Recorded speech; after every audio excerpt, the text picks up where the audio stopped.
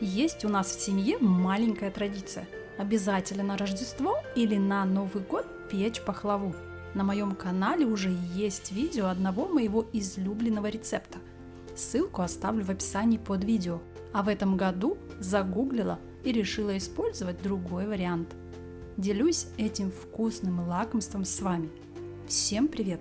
Я Света, и вы на канале Home Food.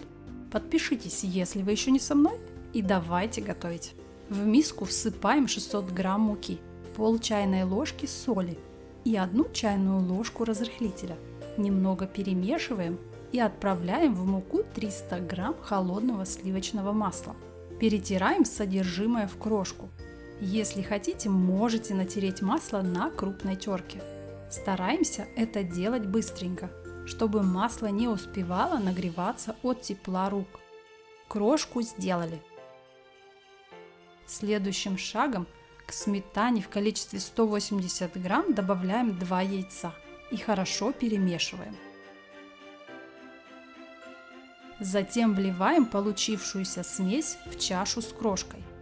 Собираем в комок ложкой или лопаткой наше тесто для пахлавы. И, кстати, чуть не забыла вам сказать, пропорции я удвоила в своем видео, а для вас прописала в описании под роликом оригинальный рецепт. Я немного присыпаю тесто мукой, оно сильно прилипает. Все зависит от влажности муки и также от категории, то есть размера яиц. Долго тесто не вымешиваем, чтобы не получилось затяжным. Оно остается неоднородным. Все так и должно быть. После чего делим тесто на 4 равные части и ставим на 30 минут в холодильник, пусть немного охладится. Пока тесто отдыхает, займемся начинкой. 500 грамм орехов у меня ассорти. Измельчаем не очень мелко в измельчителе. Орехи я, кстати, заранее немного подсушила на сковороде. Так они ярче раскрывают свой вкус и аромат.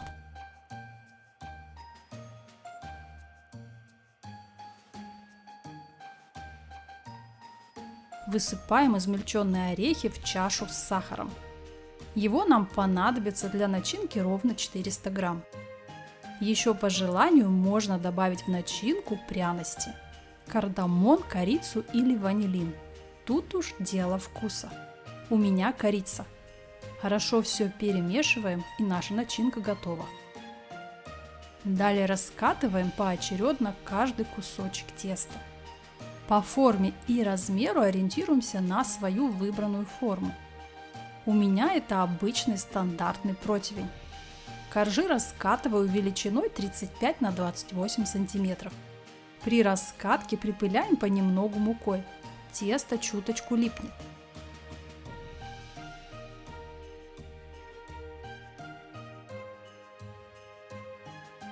Готовый пласт укладываем на противень, застеленный пергаментной бумагой. Поверх выкладываем и равномерно распределяем 1/3 часть орехово-сахарной начинки.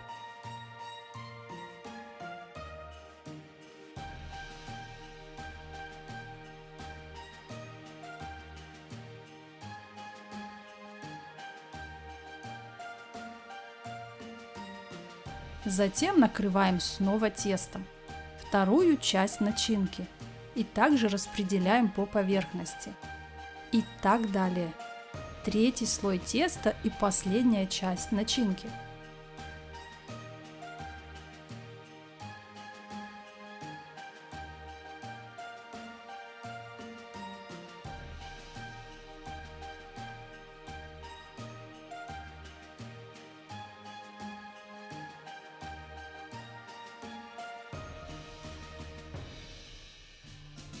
Накрываем все последним 4-м пластом из теста и немного придавливаем.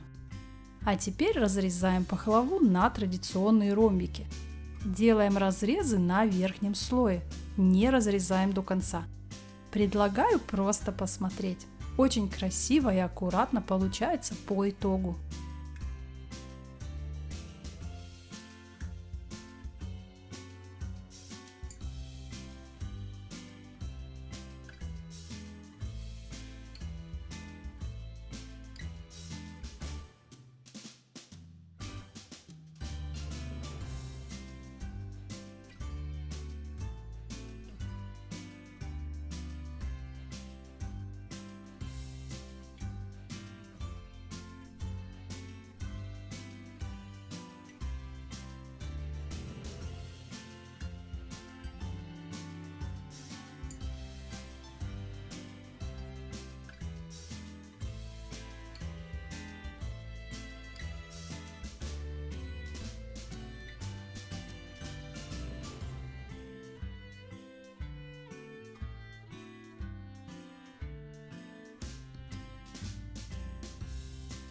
Ну как вам? Красота, не правда ли? Одно яйцо смешиваем примерно с 2 столовыми ложками молока. Этой смесью смазываем верх пахлавы, для того, чтобы она красиво и равномерно подрумянилась. Украшаем каждый ромбик половинкой ореха, немного его придавливая. Не хватило грецких, кладем какие есть.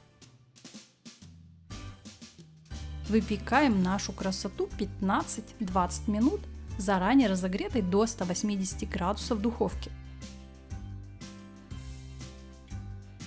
Пахлава немного подрумянилась. Теперь разрезаем ее ножом до самого низа и поливаем растопленным сливочным маслом. 160 грамм масла заранее подготавливаем. Я растопила его в микроволновке. Проливаем равномерно каждый разрез. И ставим выпекаться в духовку до готовности и румяности. Около 40-45 минут. Ориентируйтесь по своей духовке. Еще готовим сироп. У меня медовый. Но также подойдет и сахарный сироп. К 5 столовым ложкам меда добавляем 2 столовых ложки лимонного сока. И разбавляем все это кипяченой водой. Многие пахлаву смазывают просто медом. Но для нас это слишком приторно.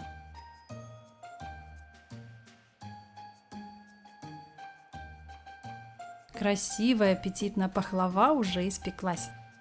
Уже хочется ее съесть, не так ли? В заключении поливаем сладость подогретым сиропом. Да-да, предлагаю его хорошо нагреть, ведь пахлаву мы поливаем прямиком из духовки горячую. Оставляем готовую выпечку до полного остывания непосредственно в форме.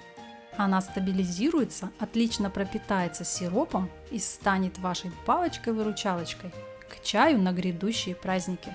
Так как она получается очень сытная, ее много не съешь. Нам ее хватает на неделю, а то и больше. Храните пахлаву в герметичном контейнере, и она будет оставаться свежая, вкусная долгое время. Такое лакомство украсит без сомнения любой праздничный стол. Настоятельно рекомендую. Балуйте себя и своих любимых. Приятного аппетита! Это вкусно! Спасибо, что досмотрели это видео до конца и были со мной. Понравилось? Зацените лайком, подпишитесь на мой канал, прокомментируйте и поделитесь роликом с другом. Также приглашаю в гости на мой ТикТок и Инстаграм. Ссылки вы найдете в описании под этим видео. Всем желаю удачи в приготовлении и прощаюсь совсем ненадолго. До новых рецептов. Пока-пока!